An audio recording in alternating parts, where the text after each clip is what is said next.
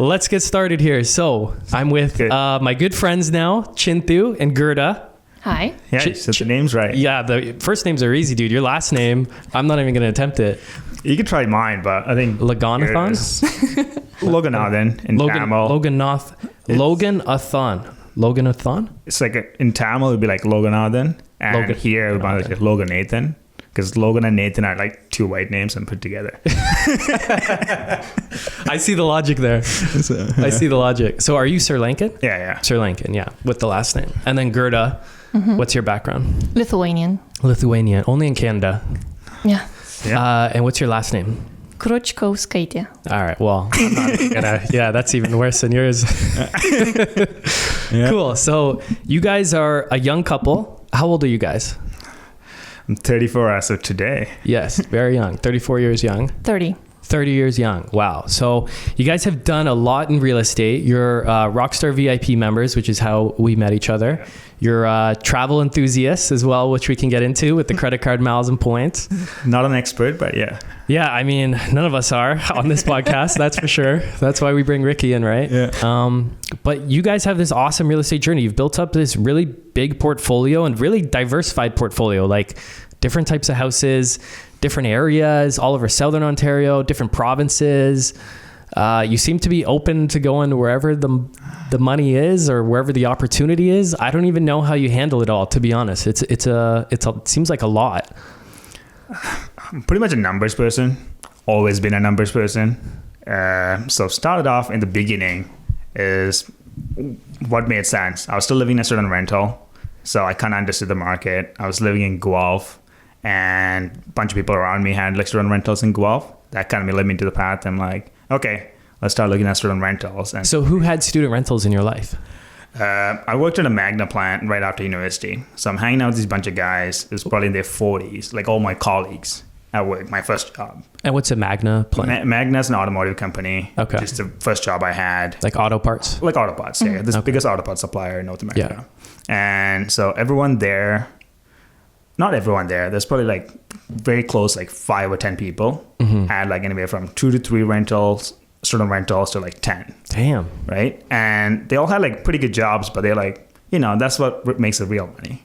Really? Kind of thing. So I was like, and they kind of forced me into it too. They're like, dude, like stop partying, buy a house. And then yeah, because you're probably punching holes in their student rentals with all your friends. Actually, yeah, it's funny enough that one of them was like, I'll go to their house and try to help them out with certain things, or like take a look at it and say, oh yeah, this could go for like $550 or $600. Oh, so really? I kind of understood the market. Right? So how young were you? Did you go to University of Guelph? Yeah, I went to University of Guelph. This is right after I graduated. So like even when I was a co-op student, I was like kind of had the exposure to it. And then this is right when I graduated, probably like 24, 25. Wow. And yeah, and then everyone kind of told me to get into it. Didn't care as much. Yeah. Like, other priorities like everyone else at that time.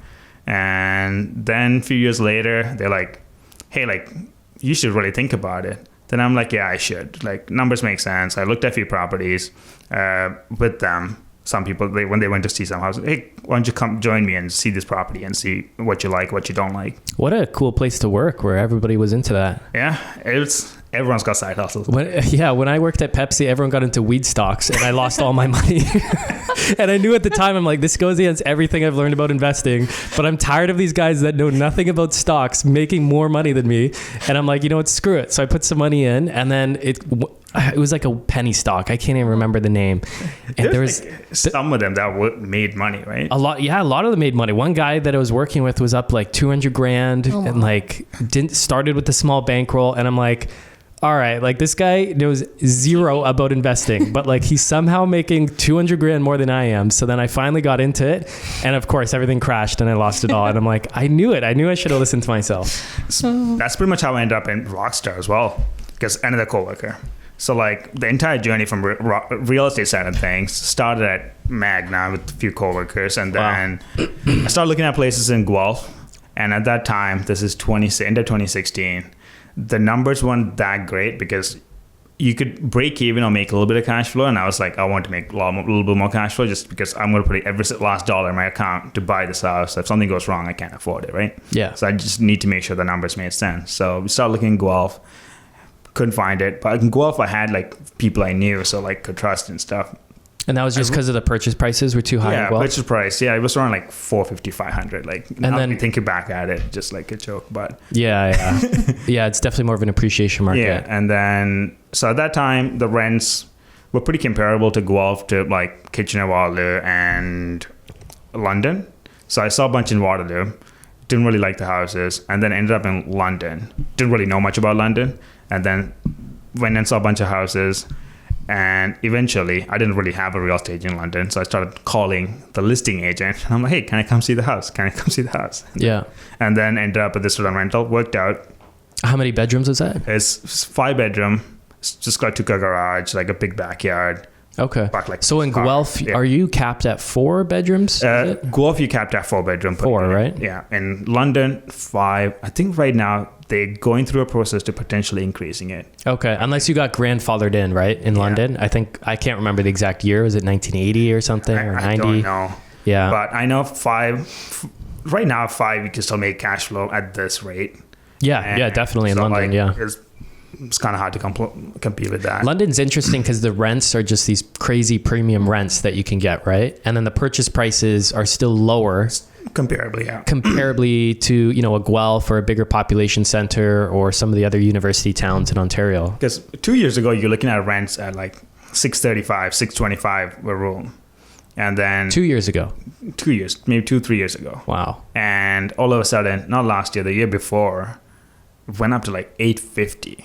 Yeah. And I think we had like 25 groups, people showed up in a 1 hour showings. It used to be like 10 people want to come in, 2 people will drop out, 8 group will come in, and 2 people want to take it. That's how it's been like before that. 25 groups come in and 8 or 10 groups want to take it. And I'm like, need to call them back and say like, hey man, I'm sorry. Like I need to go with this group, or like, you know, Put them in Yeah. Excel tracker. Yeah. that's what happened. It's like, I didn't expect it, but thankfully I had good tenants in there. So like I pretty much had the tenants set up in different part of the house to explain the house. And I couldn't do it because I had people coming in continuously. So you had all those 10 groups come at one time? Yeah, I kind of had to like try to get all the groups come in between 1 hour, and they kind of came on top of each other, and it just like 25 groups came in 1 hour. Chaos. Absolute Yeah, chaos. and then she was sitting in the main, like the living room, taking people's information on an Excel sheet, and I had like the current tenants pretty much in like each Stationed around the house? around the area, That's kind of crazy. explaining it, and they were good Selling at the selling house? it. Yeah, because it's me selling the house versus the tenants actually selling it, so it's easier for them to talk to each other because they're student talking, yeah. and they trust each other more than, hey, this is who everything is, right? So that worked. Did you offer them like a gift card or incentive for doing that? Or they were just a I- nice group of kids? I always try to do when they move in, I show up with a case of beer or like a bottle of wine, and hey, Setting the tone. I like yeah, it. and then because I lived in a house, maybe I shouldn't say this out loud, but the first house, you know, we weren't very good tenants, and the landlord wasn't very good either. He never showed up. Yeah. We never got the keys from him. We only showed up like in the school to sign the lease, and that was it. Mm-hmm. And then we got the keys from the old tenants, and he never showed up after that. And we also didn't take care of the house, right? But then I had other landlords came in, dropped by, said hi, box of chocolate, bottle of wine, and want Christmas time. Yeah. And if someone does something wrong, and we would be like, man, you need to clean up after yourself. Like, you know, you can't leave like this. So I kind of had the same principle, but like instead of waiting for Christmas time, I'll go when they move in. Nice. And like, Yeah, it creates that like reciprocal relationship Yeah. right off the bat where they're like, all right, this guy's looking out for us. We're going to look out for him. yeah, just be nice, and most of the time they'll take care of it. And so far it's worked. There's one time I had this group of guys, they cleaned everything, but they didn't throw the garbage. They left everything in the garage, and the new tenants moved in, and it was like flies, and it was like a shit show. And they called me like all upset, and then I went and took care of it. Then I messaged the guys that left, and I'm like, guys, like, I took care of everything, and this is how you guys left it, and no message like for a week. And then they called me and said, hey man, sorry, like we thought we double bagged it, everything should be fine. We went on a holidays and we just got back, but we'll cover all your charges. Oh, And wow. then they That's actually great. sent me the money, and I'm like, oh, thank you. Damn, that's never happened to me. There's always extra trash. I clean it out. I don't even think I bother. I'm like, whatever, it's done. part of the thing. Yeah, just move on. Just fill up the pickup truck. And Yeah, that one I didn't even think I was going to get anything. It was pretty much just like, that was it. But they came back and apologized. wow. So when you have like 8 to 10 groups going and it's chaos, do you guys basically get into a bidding war and you say like, whoever wants to pay the most, or It has gone up. So at that time, I wanted to rent it out like right away. I think we put it up for like $7.99, and a few different groups wanted it for $8.50, but I wasn't going into the bidding. so war, they like, started offering $8.50. Yeah, so I'm like, yeah, I'm comfortable with $8.50, and if anyone else, Yeah. and everyone else wanted $8.50 as well, so that's fine. But I didn't get into it like, hey, give me $900. I just want to get the right group as well. Yeah. For myself, right? Yeah. And you want to set the tone right at the beginning. You don't want to get into it where like, oh, this guy nickel and dime me for everything. So Yeah. So a few of the coaches on the Rockstar team have a relationship with the builder out there in London that builds these like purpose-built, beautiful student rentals. Yeah. They're 5 bedrooms, 5 bathrooms, like an ensuite, full washroom for each bedroom. Comes already pre-built with the 2 fridges, 2 dishwashers, massive kitchen, and those are getting like 11 to 11.50. Oh. I don't think we've hit 12 yet. Maybe we have, but as far as I know, it's like 11.50 per bedroom. So 5-bedroom house, they're getting 1,100 room. That's 5,500 purchase price. It makes, and you're buying like a brand new, fully updated home. The outside's not brand new because he's buying the shell, gutting it, and doing it, but the inside's like completely been gutted and updated, so it's like a nicer, newer home, and you can cash flow like a few $100 right off the bat. But that's for like a brand new kind of place, right? Because I think I was with JP and we saw a place. I think he put it up for sale. I think it was like over $1,000 plus utilities, 5-bedroom. Yeah, everyone's got bathroom, and it's big rooms. It's not like tiny. In Waterloo and stuff, there's a bunch of those, and it's tiny bedrooms, right? Like it's maybe slightly bigger than this room we're in right now. Yeah, that's a big learning I've had is the tiny bedrooms. Man, it makes such a difference. Like big bedrooms are so much easier to fill Yeah. because people spend most of their time in their bedrooms. Yeah. Like I have a house with like tiny bedrooms and it's a 7-bedroom student rental in Brock. And when it's one group of students, it's fine because they're all friends and they're like, I just want to hang out with my big group of friends. And like it's rare to find a 7-bedroom house. So they're Hard to find 7 friends. hard to find 7 friends these days. Not when you're in No university. kidding. Yeah. In university, maybe not as much. Yeah. But that's a good point. And, but so when it's a group, yeah, it's easy. But I've had to fill it with singles before. And it's like to fill these tiny bedrooms with singles. Oh my God. It's like pulling teeth. Like you got to do rent discounts. Like it's so much harder. Because people want a desk, right, to study at least. And then with all the stuff, it's just tough. It is tough. Yeah. And one of them, like, I think last year, so the group I had for $850, they wanted to stay back for 2 years. And then midway through the next year, they kind of split. So I had to put it up for rent again. So I was like, it's passed. So usually I put it up in like November, December timeframe. And I usually rent it out that time. That early, Or eh? May, yeah. So I've heard of other people doing that, like even October, November. October, I'm like, November, Damn, yeah. that seems a bit early. I've always done like first week of January. Yeah, that's what I was doing before. Then I kind of changed my strategy when I started looking at like prices went up. And I'm like, I want to get in right in the... So it just gives you more choices at the end of the day. Yeah. Because I think I was talking to Tom's son as well, because he's out there and helping some of the people there. And because next time around, I got about I put it for 900 and ended up going for 925. But this is in mid-February, so I was a little scared.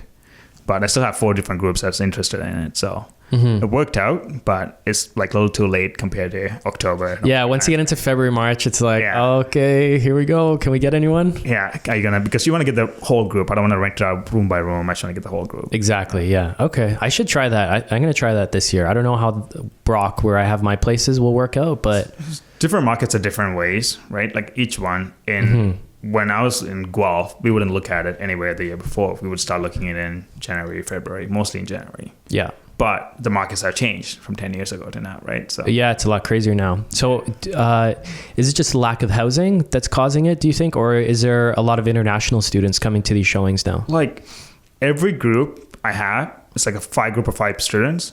At least one of them is international. Okay. It's been so far for me.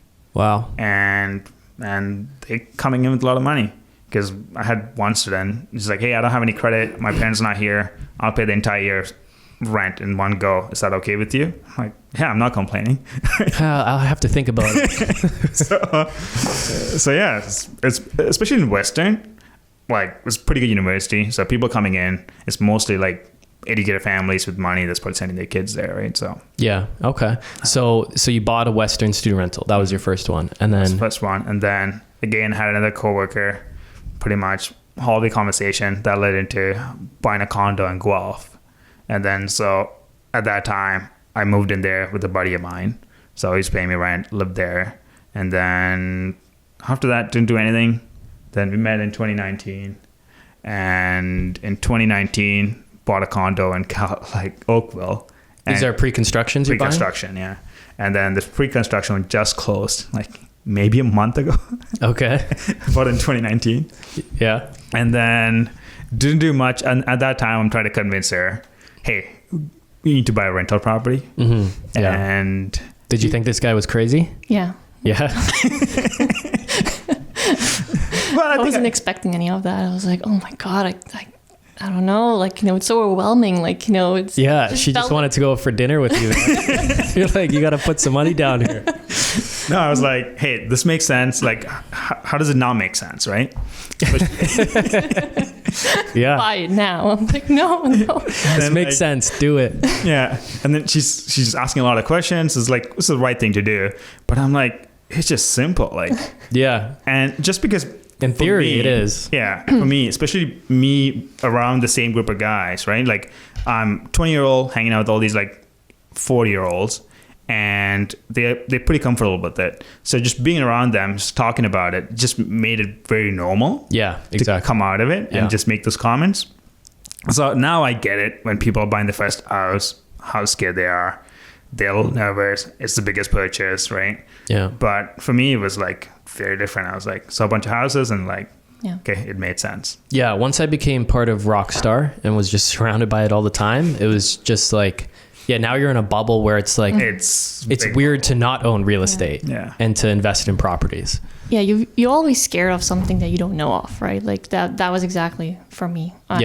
I was like, it just sounds so overwhelming. It feels like, you know, for me, like, you know, owning something, I felt like it, you know, might happen like, I don't know, 10, 15 years down the road, you know, it just felt like so far in the future. But then, I kind of, you know, obviously Chinthu was talking about it all the time. And then, you know, he felt confident. And then I went to my own kind of rabbit hole of like doing some research and, you know, getting a bit more comfortable with the idea. She didn't trust me in the beginning.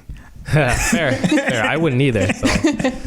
So then did you guys buy a place together to live in, or did you just buy a rental property? How did that go? The place that we're interested, I guess I was looking to buy in Guelph. It didn't work out at that time. So it kind of postponed the idea till 2021. That's when I purchased a rental property in Northern Ontario. Okay. That's in Sault Ste. Marie, right? Yes. Yeah. Interesting. So then how did you find out about Sault Ste. Marie?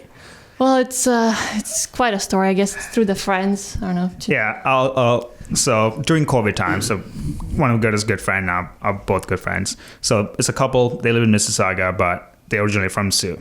So during COVID time, they asked us to come visit, and then we went, I think saw them, and spent like maybe a week and a half there, and it was a fun time. So one thing led to another. We're hanging out by the cottage, and like, property prices came up, right? Yeah. And then I asked them, and they were like, yeah, you could buy a house for $150,000. You could get $1,500 in rent here. And I'm like, hold on, what? It's a 1% rule. Yeah. And so like after that conversation, nothing really went anywhere. And then they came to visit us maybe 6 months later or something. And then we had a few drinks. I think had a lot of talk about real estate. And then they went back and they said, you know what? They're going to buy a place. So they bought a duplex. I believe it's $215,000. And then after a few months later, their parents bought a place. Again, a duplex, I think like 270 something. And then at this point, she was like, okay, maybe I'll start looking at it as well. Let's go. And then I think, how to say it, like 186, right? It's like a single family, 2-bedroom, old house. Had a bunch of issues with it now, thinking back at it. But yeah, at that time it was fine. And then I was able to buy as well and bought a duplex with like a storage garage pretty much on the side. You could rent it out separately. And 256. Yeah. It's like 2020, 2021, something. And then do you have a team up there to manage the properties? So the realtor right there that we're using, she has a property management team. So right now, the 2 properties I have, she manages it. but the other one we turned into an Airbnb. So we kind of set up our own team and we kind of managing it remotely. Yeah. And so there's an Airbnb team up there. Like, how have you found that? Has it been a big challenge? Has it been relatively smooth? It's been pretty good so far. The main thing is really, finding, I guess, cleaners, and then someone, if something happens, because something always happens, like, if someone is able to come and, take a look. Small fixes, actually. Yeah. So is this like a cottage? Like, who's renting Airbnbs in Sault Ste. Marie? Like, what's the clientele if you had to pin it down? People who travel from, East Coast to West Coast sometimes. Like, there are lots of road trips. A lot of people, explore the area. Agawa train, too. It's quite popular there. It's a lot of people from states. Yeah. That seems like the Visiting biggest family crowd. too. A lot of families coming in, like traveling through Northern Ontario. And in the wintertime, people are coming to ski. There's a small ski resort, I think, there. Mm-hmm. And surprisingly, it's busy. Yeah. Well, there is a lot of tourism up there for sure. And it's beautiful, right? Like, I didn't go there till that trip, and then we've been there a few times after that. And it's unreal. Were you using any like tools like AirDNA or something to figure out what the demand could be? Yeah, we definitely use AirDNA. Okay. Go through it and then just do our own research on top of it, but mainly AirDNA for the numbers. And how much does it cost to like furnish a little? I know it's a smaller house, but how much did it cost to furnish roughly? I think right now, if you had to do around 2-bedroom, you could probably do it 15,000. Depends on, how much time do you have, and it could go up to 20,000. It depends on how high end, or like, if you want to be very specific on certain things. Yeah, where are you buying the stuff from? IKEA. Yeah, it's a lot of IKEA. And you can get IKEA stuff shipped up to, that's what we did. Like IKEA, we got some from Walmart, Amazon, and HomeSense. Lots of Facebook Marketplace too. Like there are some good offers. So did you just go up there for like a week, start having everything ordered, set up the house? Like, to me, it just seems like we went there for logistically it's a challenge, right? Yeah, we went there for a couple of weekends, but we stayed there for like a week, I think. Yeah. Just to get it all set up initially. Yeah. And because we also had to do a lot of rework, because when the tenants left, they left a mess, and there's a lot of things around the house that needs to get fixed. So that kind of cost a little bit extra money in the beginning. And so we did that, and then we also, in the meantime, we ordered a lot of stuff to our friend's parents' house, and then we stayed there for a week, and then we just kind of get everything furnished and took pictures and everything else. Yeah. To me, I know there's tools like AirDNA, and I've played around with it a little bit, but not like seriously ever. But I guess I would just really need to have the confidence, or like someone else's track record that like Airbnb in that location and jurisdiction works, because otherwise I wouldn't feel confident enough almost to drop 15 grand on all this furniture, especially if I didn't have like a backup plan for that furniture. Yeah. Well, for us, that wasn't the first one, right? We did our basement earlier, and so we kind of have a little experience with that, and we knew the numbers made sense. Yeah. And we kind of knew we did better than what we thought we were going to do. So then we did another one after that. Had to go through an eviction. So turned that into an Airbnb. And then so we had like a couple of experience before we went full out in the sewer 8 hours from here, right? So yeah. The basement Airbnb you guys have is sweet. Like, that thing brings in some cash every month. Yeah, it works very well. It's a walkout basement. We don't even have a kitchen. Yeah, you've seen the pictures. Yeah, so it's no kitchen, 2 bedrooms? 1 bedroom, living room, bathroom. That's it. Yeah, and it was making like $2,000 a month last time we chatted.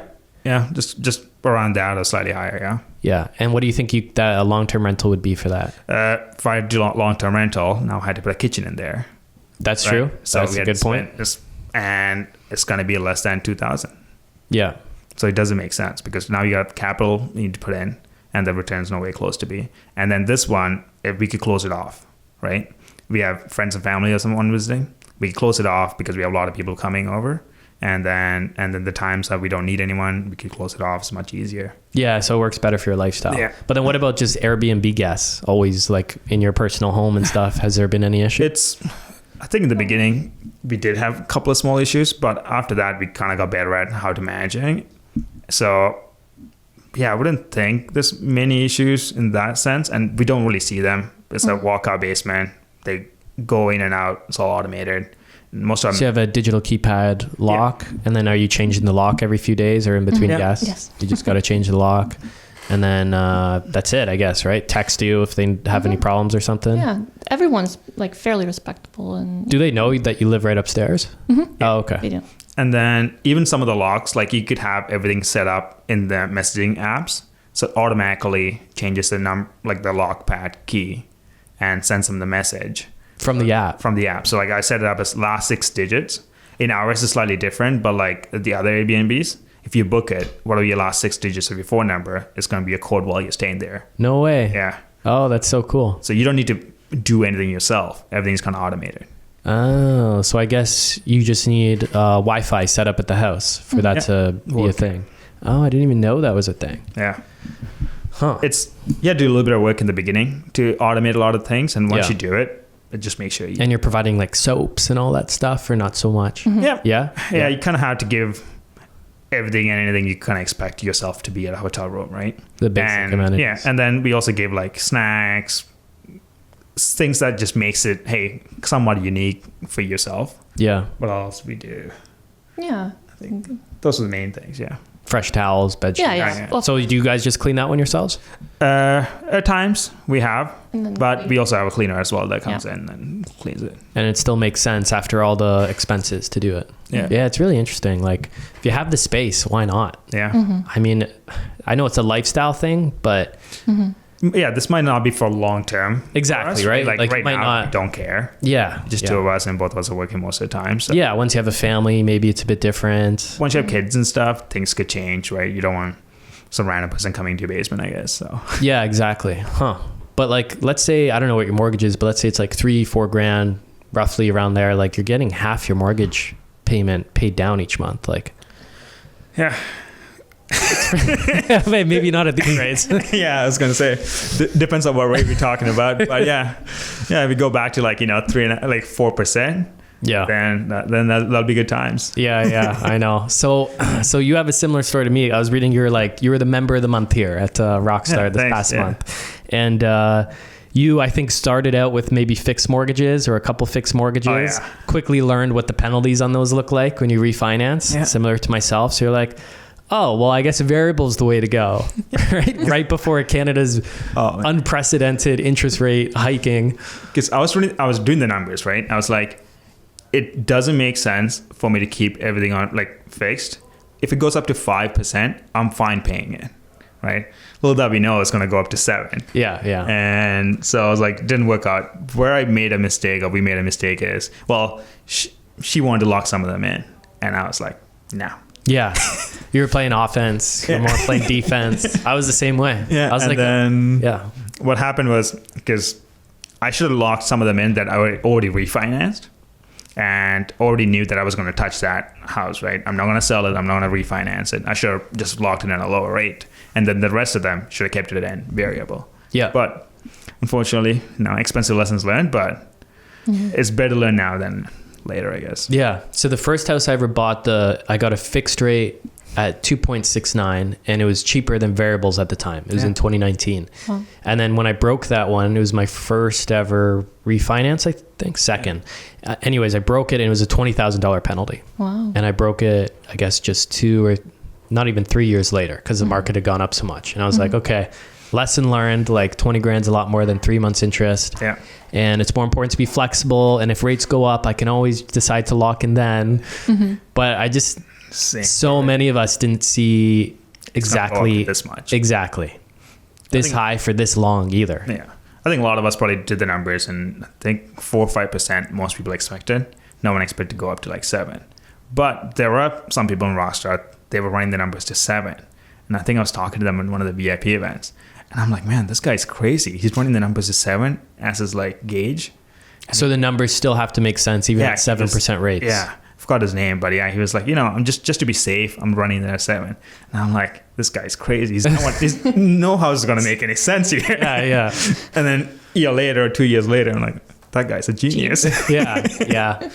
Definitely tougher though, right? Yeah. It makes deals a lot tougher. And it's also like, if you only have so much capital, there's only so much you can do. Yeah. Right? When you're playing with a lot more capital, you have the ability to like buy a house and like convert it into a triplex, to buy a house, to buy a fourplex, right, at these higher purchase prices. Like more capital definitely gives you more flexibility, more options, and you can be a more strategic investor with more capital. But starting out, it's not easy, especially the way prices have gone. Like getting into the game, you kind of got to work with what you got. Because starting, you just need to make sure that you cannot lose that first one, right? It needs to make sense. It needs to cash flow, ideally, and you just can't afford to lose. Because once you lose, it's so hard to buy the second one. And that's, in the first one, I was very good with my numbers. I just need to make sense. But, you know, throughout the years, you kind of get a little not careful, I guess. And then you're like, okay, you know, I could buy this condo. It made sense at this rate. It should make sense. And then, you know, prices have gone up, but it's not cash flow, right? Yeah. So it's really important at that time to change your strategy and say, okay, what else can we do with this place? Well, from like I know there was a crash in 1990-ish, and then it started picking up mid to late 90s. But then it was like a 25-year kind of bull run, and which was our entire lives. And it's not like, you know, we thought real estate was going to go up forever. It's just the interest rates, like, because all the other fundamentals are still there. The supply demand is so out of whack. The population growth is crazy. There was a lot of reasons why the fundamentals still made sense to kind of just not buy anything. You always want to be strategic, but for a long time, people could just buy anything. And then all of a sudden, just the affordability changes, right? Just with the interest rates is what changed. But all those fundamentals are still there under the surface. There's so many people that want to get into the housing market or that need a place to live. And it's just the interest rates they're not even that high, which is a crazy thing. So I was going to say they're so high, they're not even that high. But the problem is the price points are so much higher than it used to, right? So and wages haven't kept up. No. That's the problem. Like if everyone's wages were up, then it would all be relative. It's like, okay, you know, it used to make $50K a year on average and house prices were $400K, but now the house prices are like $800K and your wages are like 80, 90. Like it hasn't kept up the same way. Because 10 years ago, you're making $100K in a job, you're doing very well. Now you're making $100K, you can't even afford anything. You could barely afford rent at these rents, right? Because one bedroom, if you're getting a one bedroom condo in most places, is $2,000 or more, right? If you're in Toronto or like GTA area. So. Yeah, growing up, $100K was like the goal. You want to at least earn six figures. And then, like, if you reach six figures, you realize it's actually doesn't buy you that much these days. This is like the 100K is like the old 50K. Yeah. And especially if you, like, you know, I guess we all lucky in a way. We graduated a few years ago, maybe more than a few years ago now, and able to afford something. But if you're graduating now out of university, you're coming out, like, what makes sense? I don't know. It doesn't, like, each generation's getting it worse and worse and worse, right? But I feel the same way. Now I'm like almost the old guy that like had a chance to buy real estate compared to now like a 20-year-old coming out of school. And I remember thinking that it's going to be like that. I remember being like 24 when I bought my first one and being like, yeah, when I'm like 30, this is going to look even worse. Because in the beginning, I was when I bought the student rental, my whole game plan was like every 5 years I'll try to buy one. Right? Like that's like, I could do that, then I'm good. Because no one expected the price to go up this much, right? Exactly. And historically, it hasn't been gone up that much, especially in London. Like, you know, buying something at 55K and everyone's like, why did you go to London? Right? And then now the London prices have gone up, but the rents are kept up with it. So, yeah. I did a advanced market analysis the other week. I looked at the Niagara house prices chart where I have all my places, and it was kind of like this, and I drew a line and it was like the trend line of like where the price has gone, and it zigzagged a little bit, but it was like relatively straight. And then COVID, it was just like straight up. Yeah. And then 2022, you know, to 2024, it was like down a lot, and then now it's kind of balanced up, and I'm like, oh, it's actually right back on its same long-term trend line. It was just COVID was just so out of whack. Yeah, that's my advanced market analysis. It's like 22 drawing a line. 2022, right? The January, February, March prices went up like 30% overnight in a way in some places. I'm like, because that's when we sold our condo, because it didn't make sense, because I was planning on selling it and then going into a different place down the street, and then all of a sudden it went up from 100, I think it's like the last one that was sold in the building was like 530 or 540, and then all of a sudden this one sold for 670. I'm like, okay, call the realtor, and then like, we need to sell like next week. Yeah. Just get it out of the market. So how come you strayed from the student rentals? Because you started out that way and it was doing really well for you. I couldn't afford anything else, right? So Yeah, there you go. Yeah. So A similar boat it was, to you. yeah. So student rental, then bought the condo that I lived in, and then after that, especially with the new builds, sometimes when it's like 5% down or like 7% down, you don't need to put the rest of the money into like 2 or 3 years. You have the time period you can potentially save, and that time you could save, put the down payments on, and you could close later, right? So that's kind of what made sense to the new build, and it did make sense because when you're getting 5% down in a place in, I think, like Kitchener, and it just made sense. So like went in, and it's still like right now at this rate, it still breaks even. Oh, nice. And same one in Guelph, that once we're supposed to actually move in, wasn't built obviously for COVID, got delayed, and that one still like, I think like negative $50 cash flow, and at this rate. So like the rents have gone up like significantly. Like, Yeah. it's like a 3-bedroom place in Guelph. It's like a stacked townhouse. It's like $32.50 plus utilities. Wow. So So what's this journey been like for you, Gerda? Now that it's been a few years, you've got a few places, you see Chinthu working his 2 jobs, you know, his regular day job, because you guys are both still working full time, yeah. right? Busy corporate jobs from what I can tell. Yeah. And then managing this big portfolio. So what's it been like for you? It's been interesting, I'd say. Yeah. Lots of learning, and, you know, learning a lot from Chinthu, first of all, and then learning from, you know, the podcast and then the group itself. You know, because Chinthu is a VIP member, I get to come to like different events as well. So it's been extraordinary, I'd say. But she's managing mostly all the Airbnb stuff. Nice. Yeah. So with Airbnb is a bit different. There's a lot of automation that goes into that too. So like what we mentioned previously, even, you know, about the codes, right? But there's a lot of messaging itself that you can just, you know, automate itself. At certain times, you know, when the person books, you know, what, you know, the greeting message goes, for example, like right away. You don't need to look at anything. And then majority of the questions that people have gets addressed in the welcoming message too. So there's not a lot of follow-ups that you can actually get from the So this is something like you pre-typed up, like Yeah, so frequently asked questions, and you kind of address it all in and then Airbnb automatically sends that first message? Yeah, so there is the tool that we use, actually, it's called Hospitable. So in there, you almost like program that, you know, dear guest name, they essentially just like, you know, pull it, you know, whatever the booking is. And then, yeah, you type it in, and then every single time someone books, they get the message with all the details and stuff. This is like a plugin that connects to the Airbnb browser or something? Hospitable? Yeah. Hospitable, yes.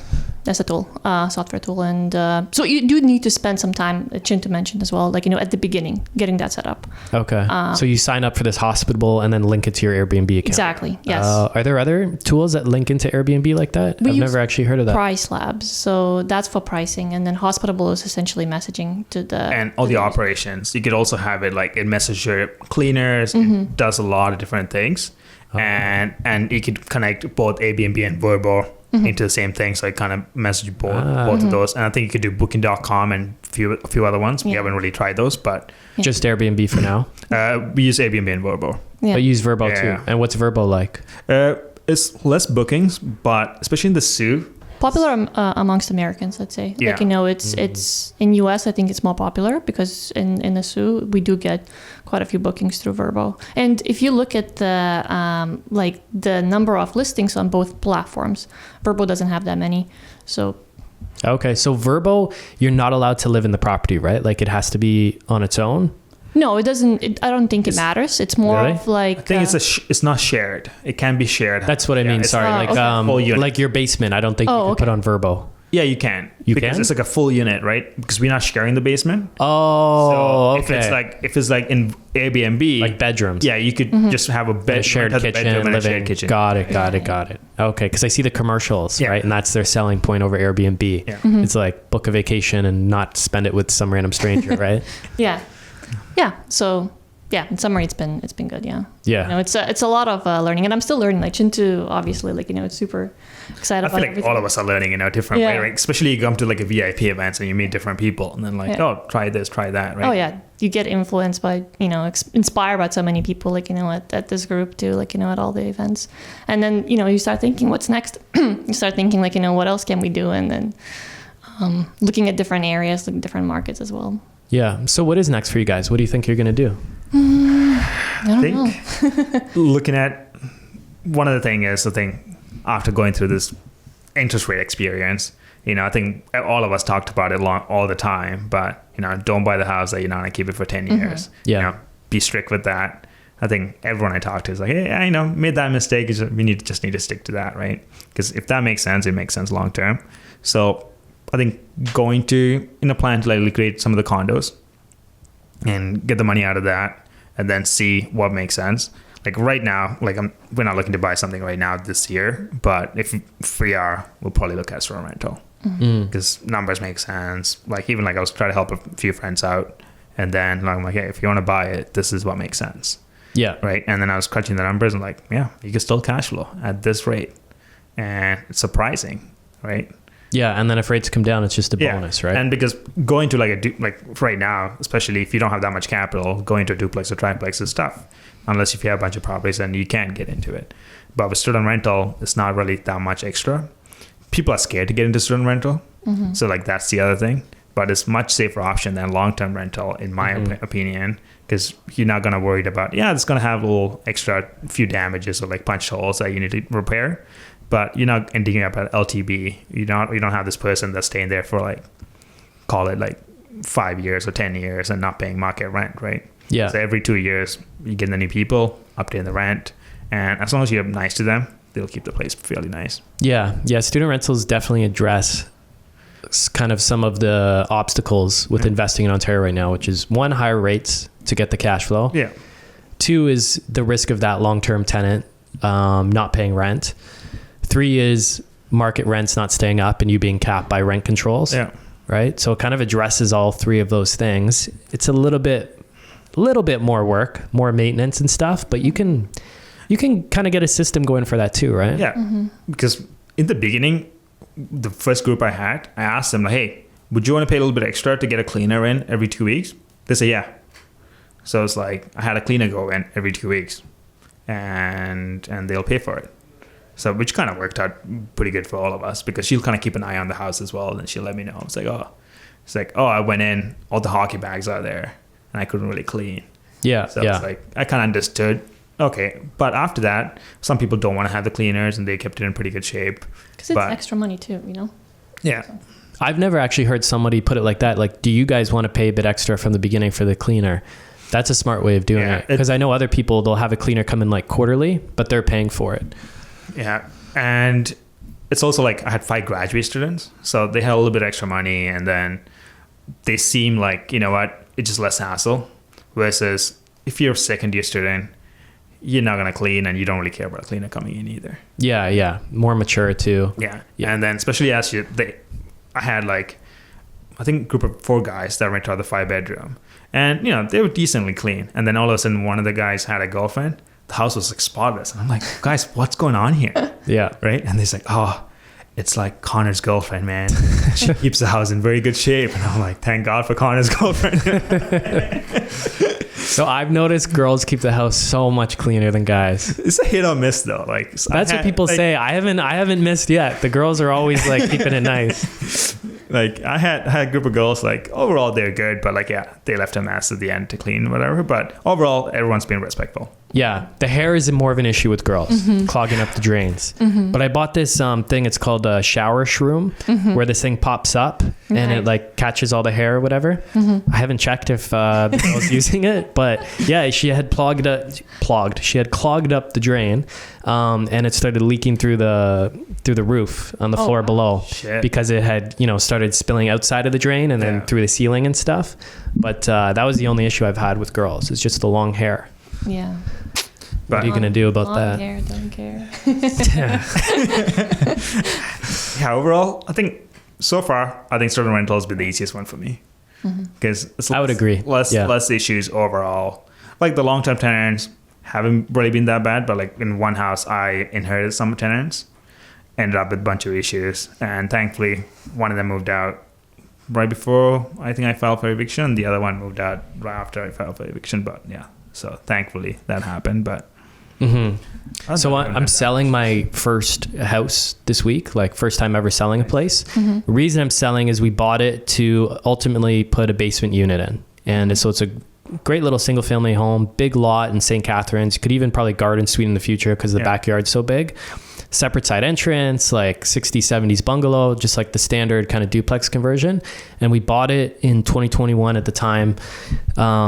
Basically borrowed a bunch of money to buy the whole thing, and we couldn't have bought a house without, buying this exact house because we had worked out like a partnership with this woman. But we ultimately sold it because we didn't have the money to convert it into a basement. So we rented it as a single family. We're getting $2,500 a month plus utilities. And, but because of the higher leverage we had on that property, the numbers were so bad. And we were like, if we could just duplex it, it'd be great. But we were out of capital. Yeah. And we didn't want to we had some other capital, but it's in Bitcoin, and we didn't want to touch our Bitcoin. We love our Bitcoin. So we decided to sell it, and it made sense at the time until it didn't make sense. Right. And then at the time also, I knew about student rentals, but I didn't ever own one. I didn't have any experience, and I didn't realize how good the numbers could be. And then my place after that was a 7-bedroom student rental, and that was that's a cash earner, right? Yeah. So this property just didn't make sense anymore, so we decided to sell it. It's kind of sad. Sometimes you have to make those decisions. Yeah, we learned a lesson, pivoted. We didn't really make much money on it either, but it is what it is. The things changed, the market changed, and what made sense to kind of sit on the single family where we're just about break even, a bit negative month to month, all of a sudden super negative month to month for like 2 years. It didn't make sense anymore. And we decided to let it go. Because at the end of the day, it's an investment, right? You're not buying something to lose money. You're buying something to make money. Exactly. So at the end of the day, that's the principle you need to kind of go by. Yeah, when the market changes, you got to pivot. Yeah. And if you sell one and then you could use that money, now you have more knowledge and go somewhere else that makes more sense. Why wouldn't you? Yeah. What are your guys' long-term goals for doing all this? Do you have that mapped out? Do you have an idea of what you want? Or are you just like, the more financial options, the better? So in the beginning, I just kind of, I'll make the extra $500 or $600 a month. It's kind of how it started. And then obviously went through all these different things, got introduced to Rockstar. Now we're in a situation we are in right now. Long term, probably more we want like time freedom. That's pretty much, I guess, the end. And do you think you'll get it from the cash flow? Do you think you'll get it from paying mortgages down and just there's the cash flow, or selling a few places? We haven't really looked at it that way. Maybe just doing something ourselves and potentially cash flow, and maybe changing strategy, because what we have right now is probably won't be able to like cash flow that much to subsidize both our incomes, right? But potentially this could lead into different things, and with my interest in real estate and experience in Airbnb and all these different things could come into, and Wait, even if like, let's say all the mortgages were paid off on all the properties you own, would that cover your? Yeah, that would cover. Yeah. But that's a long ways out. That's a long way out, right? Yeah, like, you're not trying to wait that long. No, ideally not. Yeah. We haven't looked, we kind of have discussions and, thought about it, a few different things, but it's continuously changing, right? The world is continuously changing around us. The world is changing so much. That's what it's been for me. It's like, it's hard to plan long term now, not knowing what the hell is going to happen economically, politically. Yeah, like 4 years ago, everyone's like, yeah, you should have a corporation, buy everything in corporation. Now it comes like, does it make sense, right? So don't know how it's going to look but we just need to kind of open to it, navigate it. Opportunity comes up, takes it. I guess we just need to position ourselves that if opportunity comes up, we need to, we are able to take that opportunity. So just, I don't know, looking. Not trying to retire in the next 5 years. No. Staying nimble. Yeah. When I first started, I remember I went to this like real estate event. There was like, it was like a speaker. I can't even remember what it was. And, I was with my buddy that I kind of dragged to the event, who's ultimately my partner now. And I think I met him. Yeah. Adrian. Yeah, you met him. And they're like, oh, what are your goals for investing in real estate? And I was like 22 or 21 or something. I stuck in my hand. I'm like, I'm going to retire by 30. And everyone laughed. And I remember my buddy being like, hey, they're laughing now, bro. They won't be laughing when you're 30. Now I just turned 29. I ain't retired anytime soon. It's been crazy. Like the world is just not as stable. You can't just, I think, make these long-term plans and expect them to just come to fruition. I think it's still good to have long-term goals. Yeah, you need to have long-term goals, but obviously you're going to pivot, right, when the time comes, or change as things change around you. So being flexible, I guess, is the key. It's the same thing as you were reassessing your portfolio, right? The house that you had to sell. And it was tough at first because it felt like such a big investment of time and energy and to get that property. And man, we spent a whole summer like fixing it up and stuff ourselves. So we got it. There's definitely a bit of emotional attachment, but it was mainly like just the sunk cost fallacy where like we've put man, like we couldn't have bought this house without doing this deal. Now we have this house. It like helped us grow our portfolio, but it was just a sunk cost. We're like, it's no longer serving us the way it was. Cause at one point it really did serve us. Like it was up 200 grand in equity. Like from when at the end of the day though, you refinanced that house. You took the cash out and put it in something else, right? Or you haven't refinanced? So we refinanced and paid out a loan that we took to buy that property. And then we took some profit at that time. But after selling and stuff, it's about break even. Okay. Even though we had refied and stuff, it was just, we had so much leverage on that one property. That's the only reason why. That's the very first one. But we didn't have any capital at the time too. So luckily we came out of it about break even, and without it being like a huge negative. It could have been a huge positive had we timed it right, but it was always a long-term plan for us. And at the time when I bought it, it was like I was seeing so many investors grow their portfolio by doing BRRRRs, by buying a house, putting a unit in, pulling out the money and growing their portfolio. And it makes sense if you have the capital to do it. Yeah. If you can sit on that home long-term and it's not going to impact your cash flow too much on a day-to-day basis, then by all means, you can do that strategy. But for us, we pivoted to student rentals because we were like, okay, we can cash flow from day one with this. Yeah. And it's a lot more flexibility that comes with the house, right? Especially if you could think, hey, if something goes really wrong, the university shuts down, can you still change it as a long-term rental? If you can, or like a family would buy it to live there, you still have a little insurance, call it. Exactly. Right. And then, because in the beginning, I was looking at it, that's the way I was kind of looking at it. It's like something really changes. What can I do with this house?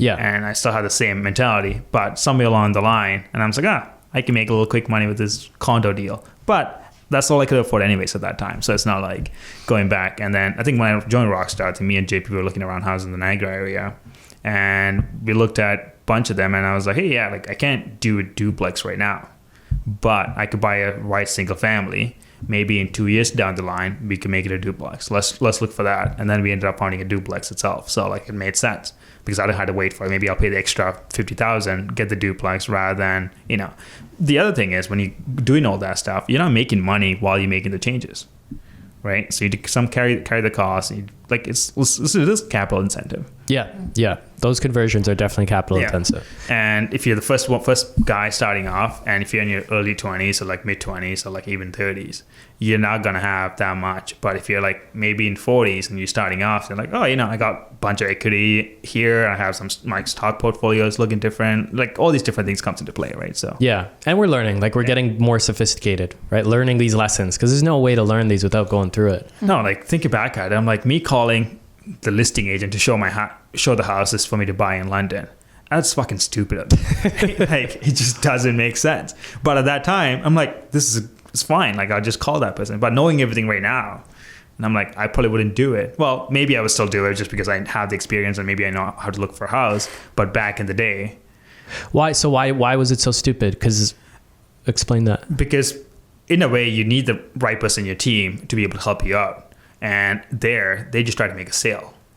They're not really helping me in a way. It's just my own due diligence, the only thing I'm going off of. And a guy just fresh out of university, and like a couple of years after university, only experience I have is lived in a student rental.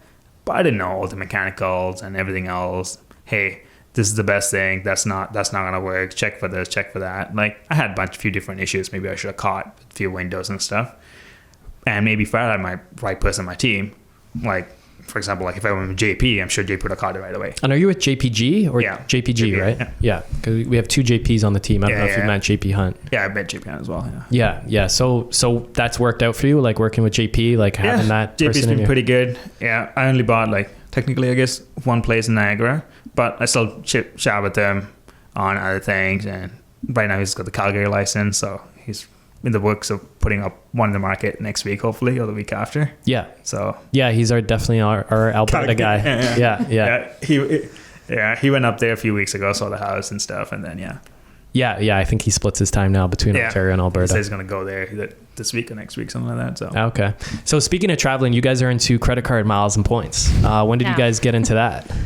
I think when we got the house and we needed to buy more furniture. So then we're like, okay, maybe there's these cards, we can get some points and stuff, but we didn't know how to spend them. I actually had Cobalt card since like 2018 maybe. And she's trying to convince me like this made sense, and I'm like, this is the best card. And because before that, like when I graduated, like working, I had an airplane card. I had like 100,000 points by like after a few years. I didn't know how to use them. Every time I looked for a flight, me neither. And it was like simple flight is like 50,000-60,000 points. I'm like, it's cheaper for me to buy. Like this doesn't even make any sense. Mm-hmm. And then you're paying 50,000 plus some fee, right? So I ended up getting, I think like 1,500 or like 2,000 worth of like gift cards for Air Canada, and that's why I used it. Yeah. Looking back at it, I'm like, the Thunder Bay deal looks very.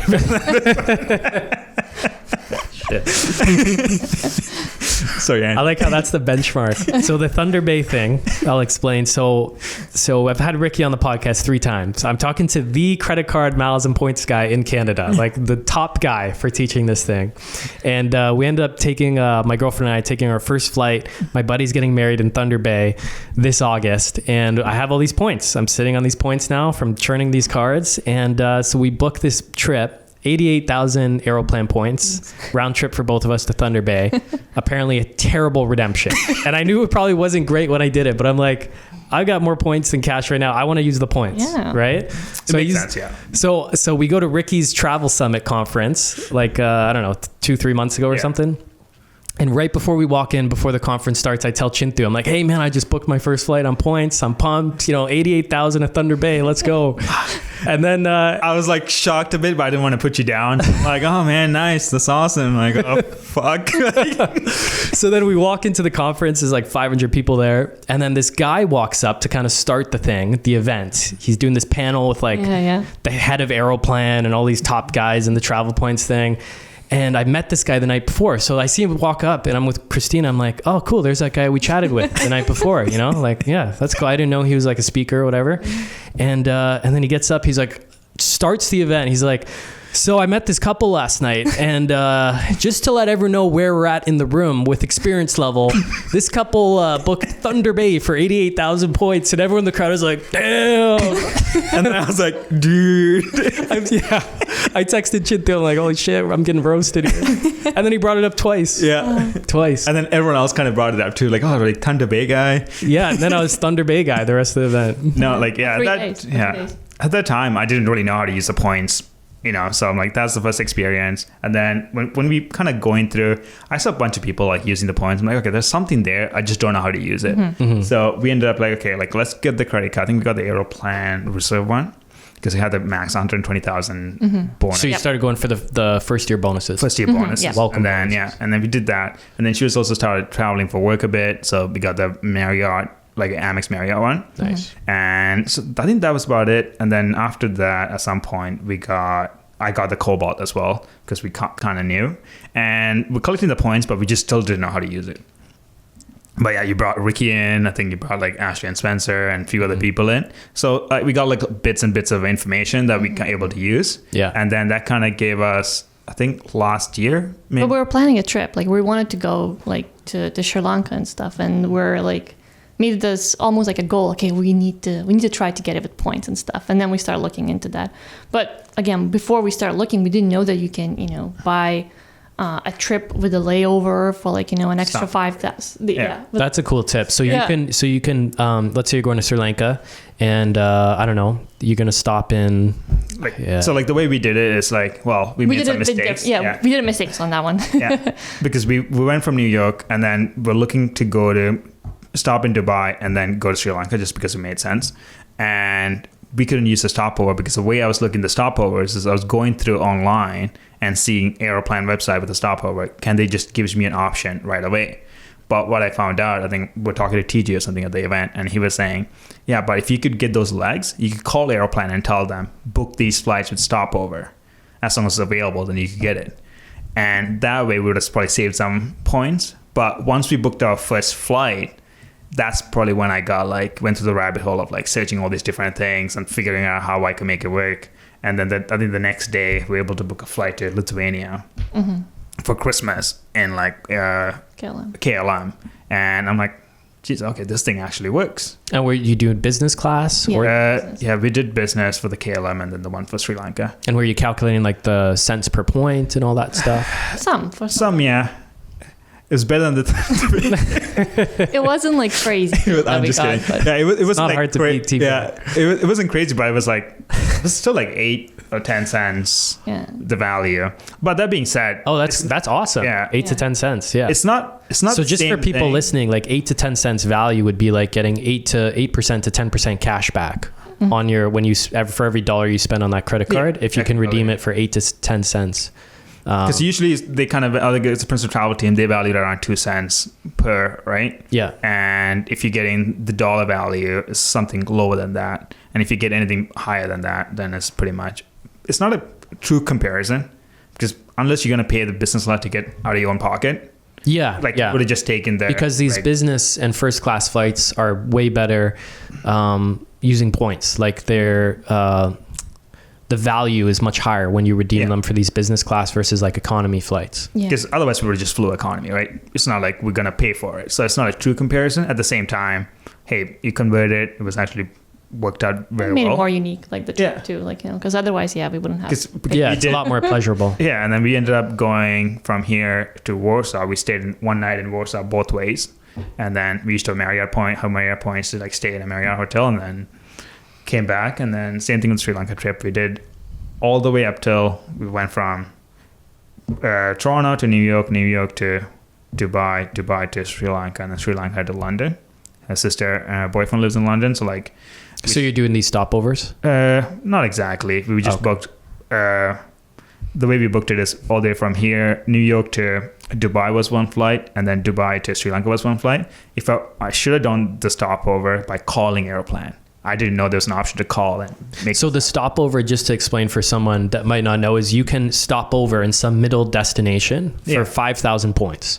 Yeah. Just like a little 5,000 point upcharge, but you can stay anywhere from 1 to I think under 42 days or something. Yeah, something like that. 1 to about 40 days in another place. So you can kind of tack on a destination on your trip for very little extra points, as opposed to booking one flight there and then another flight from that middle destination to the final destination. Because they have these regions, right? So like you have the Asia area. I think it covers some Africa too, I believe. I could be wrong.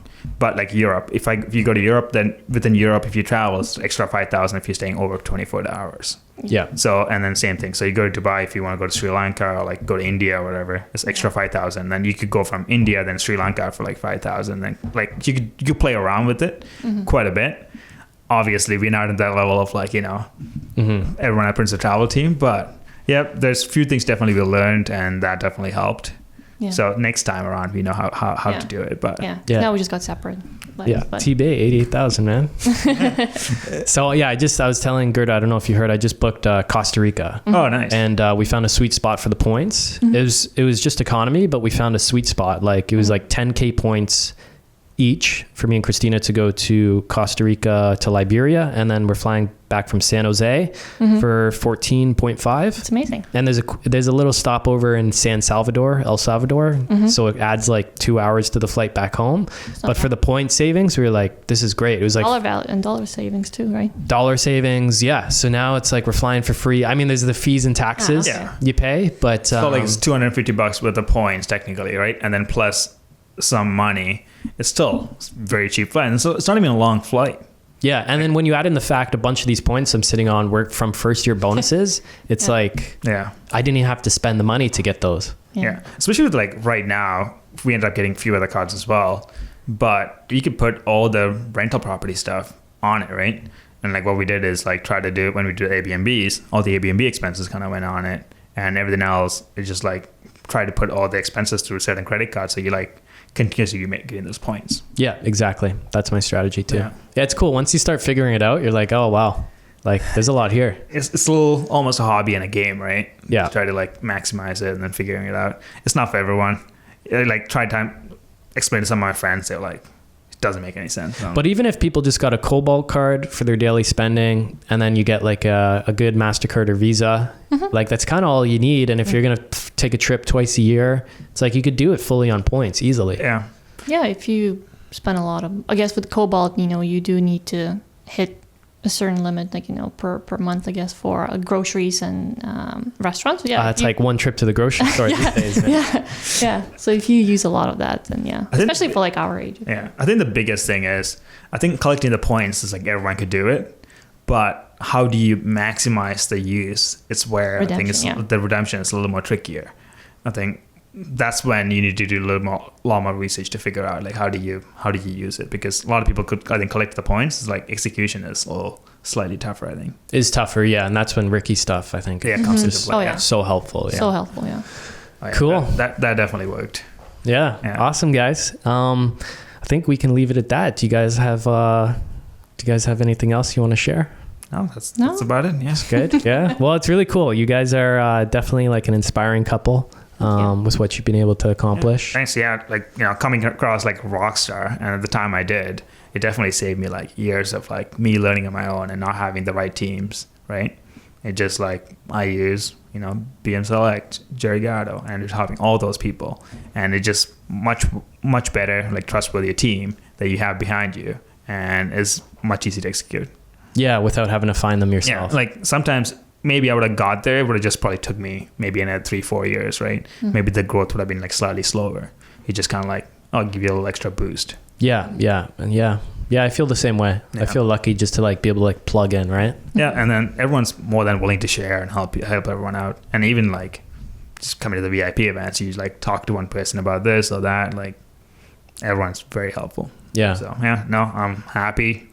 Came across you guys and didn't think it was a scam, so that's what I thought in the beginning, and then eventually kind of came across. Yeah. So did I at first. Yeah, it's kind of hard to believe because like I wasn't trusting coaches, and when everyone says like someone in real estate is a coach, I'm like, oh fuck, like this is just a money grab, right? Yeah. And then typically those real estate coaching programs, they're like $10,000 a year, 13 grand, 15 grand, a few grand a month. I think this my coworker said, it's like $50 a month and he has a coach. I'm like, this can't be true, right? And then he started doing a few extra things. He was refining some properties. He's getting more properties. I'm like, there's like, I know you make slightly more money. It's like a manager. You make slightly more money than I do, but you can't do this many things this fast.